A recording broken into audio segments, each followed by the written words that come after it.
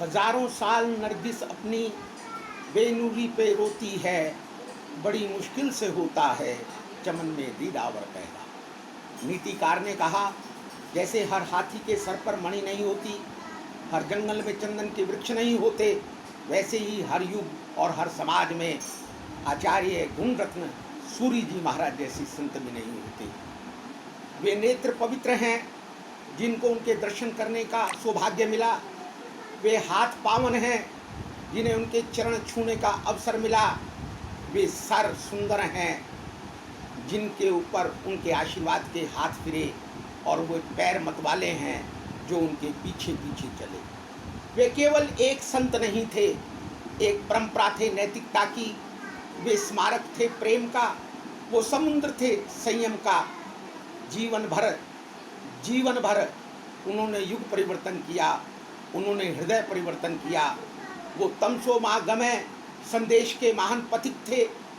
मोह माया मान लोभ धन संपदा बेटा बेटी महल, इन सब के लोभ में फंसी हुई आत्माओं के, इस अंधकार में भटकती हुई आत्माओं के हाथ पकड़ते रहे, और हाथ पकड़ पकड़ कर उनको संयम के मार्ग पर चलाते रहे। एक ऐसे पारस दिल जिन्होंने जिस भी लोहे को छुआ उसको स्वर्ण बना दिया।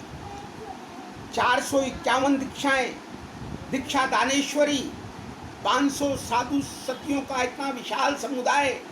आने वाला इतिहास अचंभित होगा कि कोई एक आध्यात्मिकता से भरा हुआ महापुरुष इतना बड़ा काम भी कर सकता है। मेरे सांसारिक मित्र रहे और हमारी जैन महासभा दिल्ली के अध्यक्ष रहे।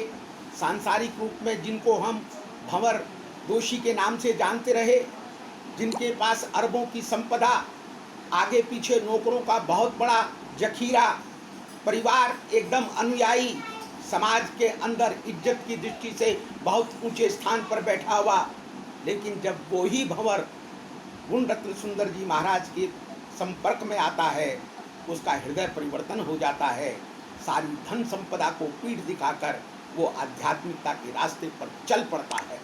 यह परिवर्तन आसान परिवर्तन नहीं है, यह परिवर्तन संभव भी नहीं लगता है जब तक कि सामने वाला महापुरुष दिव्य महापुरुष ना हो।